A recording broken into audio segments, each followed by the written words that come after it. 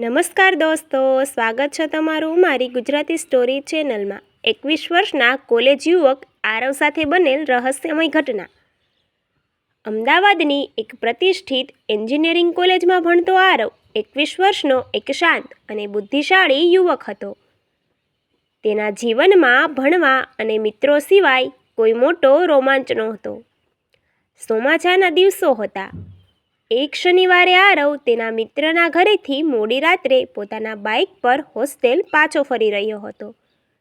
રાતના અંદાજે 12 વાગ્યા હતા। અચાનક વાવાઝોડા સાથે ધોધમાર વરસાદ શરૂ થઈ ગયો। વરસાદ એટલો તેજ હતો કે સામેનું કશું દેખાતું નહોતું। આરવે મુખ્ય હાઈવે પકડવાને બદલે શોર્ટકટ લેવાનું વિચાર્યું।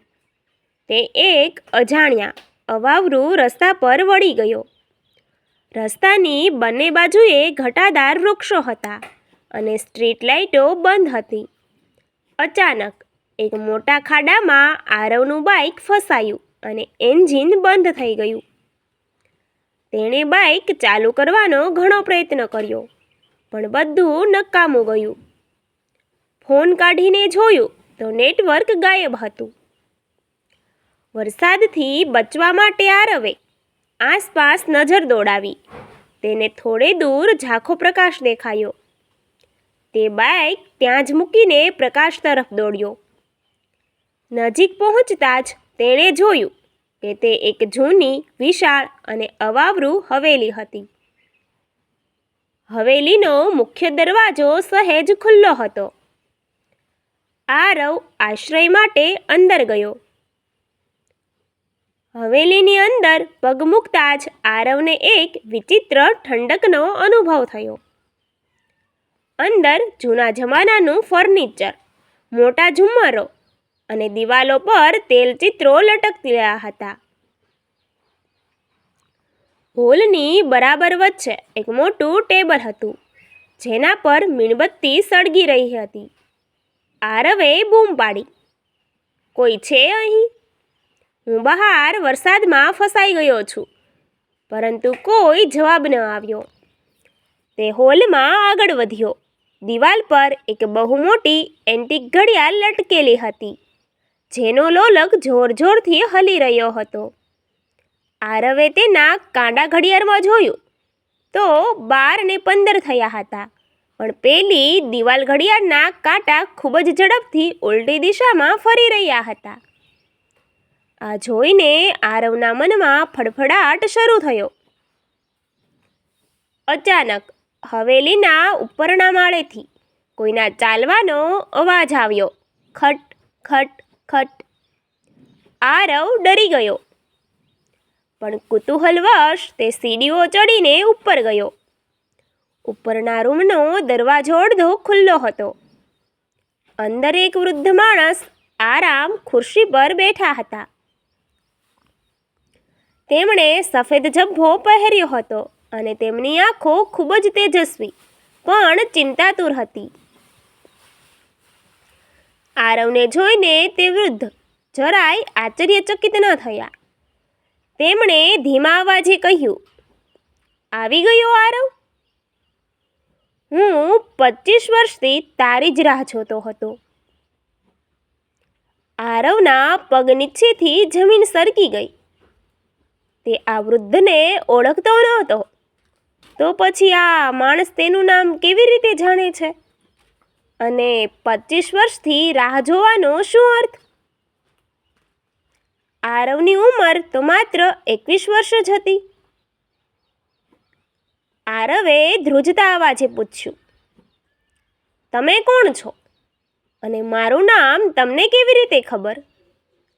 વૃદ્ધ માણસ ઊભા થયા અને રૂમની દિવાલ પર લટકેલા એક મોટા ફોટો તરફ ઈશારો કર્યો।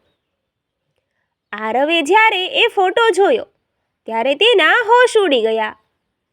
એ ફોટામાં ઊભેલો યુવક આબેહૂબ આરવ જેવો જ દેખાતો હતો। એ જ ચહેરો, એ જ હસવાની શૈલી, અને તેના ગળામાં પણ એ જ સોનાની ચેન હતી જે આરવે અત્યારે પહેરી હતી।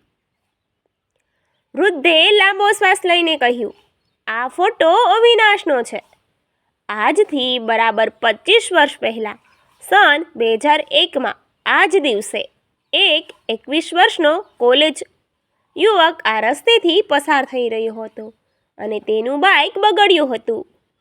તે આ હવેલીમાં આવ્યો હતો તે બીજું કોઈ નહીં પણ તારો પૂર્વજ્ઞાત આત્મા અથવા તારો ભૂતકાળ છે.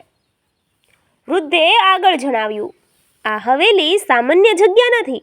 આ એક ટાઈમ લૂપ છે જે રાત્રે 12 વાગ્યે આ રસ્તે આવે છે. તે સમયના ચક્રમાં ફસાઈ જાય છે. અવિનાશ અહીં આવ્યો ત્યારે તેણે સમય બદલવાનો પ્રયત્ન કર્યો, જેના કારણે તે આ હવેલીનો જ કેદી બનીને રહી ગયો. વર્ષો વીતતા ગયા અને તે વૃદ્ધ થઈ ગયો. હા, આરવ, હું જ એ અવિનાશ છું, એટલે કે તારું ભવિષ્ય. આરવને લાગ્યું કે તે કોઈ સપનું જોઈ રહ્યો છે. એ પોતાની જાતને જ વૃદ્ધાવસ્થામાં જોઈ રહ્યો હતો. આ વાત મગજ સ્વીકારવા તૈયાર નહોતી. તેણે પાછા ભાગવા માટે પાછળ પગલું ભર્યું, પણ રૂમનો દરવાજો આપોઆપ જોરથી બંધ થઈ ગયો. દિવાલ ઘડિયાળના કાંટા હવે વધુ ઝડપથી ઉલટા ફરી રહ્યા હતા. આરવને પોતાનું શરીર નબળું પડતું લાગ્યું, જાણે તેની ઉંમર ઝડપથી વધી રહી હોય. વૃદ્ધ અવિનાશે આરવનો હાથ પકડ્યો. તેનો હાથ બરફ જેવો ઠંડો હતો. તેમણે કહ્યું, મારી પાસે સમય બહુ ઓછો છે.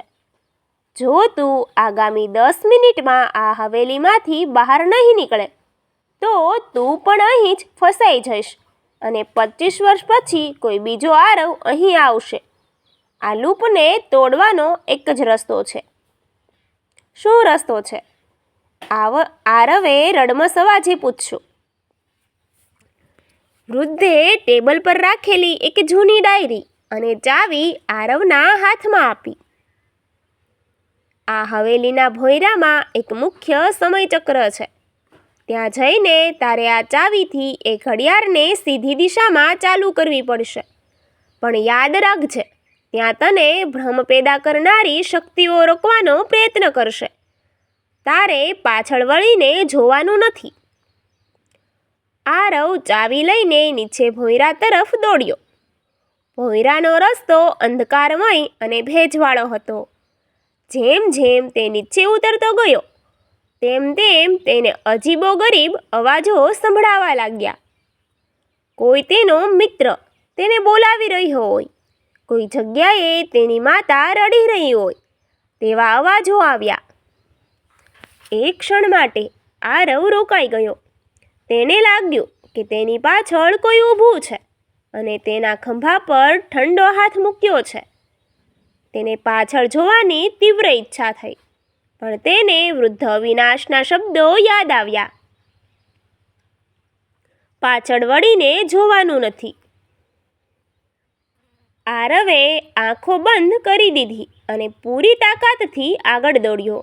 સામે એક વિશાળ રૂમ હતો, જેમાં એક ફેક્ટરીના ગિયર્સ જેવી વિશાળ લોખંડની ઘડિયાળ ચાલતી રહી હતી. તેના ચક્રો ઉલટી દિશામાં ફરી રહ્યા હતા અને ભયાનક અવાજ કરી રહ્યા હતા. સમય પૂરો થવામાં માત્ર 1 જ મિનિટ બાકી હતી. આરવના હાથ ધ્રુજી રહ્યા હતા. તેણે મુખ્ય ગીરની વચ્ચે બનેલા કાણામાં એ રહસ્યમય ચાવી નાખી અને પોતાની પૂરી તાકાતથી તેને જમણી બાજુ એટલે કે ક્લોકવાઇઝ ફેરવી દીધી. એક જોરદાર ધડાકો થયો. આખી હવેલી ધરતીકંપની જેમ ધ્રુજવા લાગી. ચારે બાજુથી કાચ તૂટવાના અને ચીચોના અવાજો આવવા લાગ્યા. આરવને ચક્કર આવ્યા અને તે ભોંયરાના ફ્લોર પર બેભાન થઈને ઢળી પડ્યો. જ્યારે આરવની આંખો ખુલી ત્યારે સવારનો સોનેરી તડકો તેના ચહેરા પર પડી રહ્યો હતો. પક્ષીઓનો કલરવ કરી રહ્યા હતા. આરવે આસપાસ જોયું તો તે હવેલીમાં નહીં પણ હાઈવેની બાજુમાં આવેલા એક ખુલ્લા મેદાનમાં સૂતો હતો. તેનું બાઇક તેની બાજુમાં જ પડ્યું હતું. તેણે ઝડપથી પોતાનો ફોન જોયો. ફોનમાં નેટવર્ક આવી ગયું હતું અને તારીખ, સમય બધું સામાન્ય હતું. તે દોડીને બાઇક પાસે ગયો. બાઇક એક જ કિકમાં ચાલુ થઈ ગયું. શું એ બધું માત્ર એક સપનું હતું? આરવે રાહતનો શ્વાસ લીધો અને હોસ્ટેલ તરફ જવા બાઇક ભગાડ્યું. પણ જેમ જ તેણે બાઇકના મિરર એટલે કે અરીસામાં પોતાનો ચહેરો જોયો, તેના ફેફસામાંથી ચીસ નીકળી ગઈ. તેના કાનની પાસેના થોડા વાળ એકદમ સફેદ થઈ ગયા હતા અને તેના ખિસ્સામાં હજી પણ એ જૂની હવેલીની લોખંડની ચાવી પડેલી હતી. આરવ સમજી ગયો કે એ કોઈ સપનું નહોતું. તે સમયના એ રહસ્યમય ચક્રમાંથી બચીને તો આવી ગયો હતો, પણ એ રાત તેના જીવન પર કાયમ માટે એક વણુકેલાયેલું રહસ્ય બનીને રહી ગઈ. Thank you.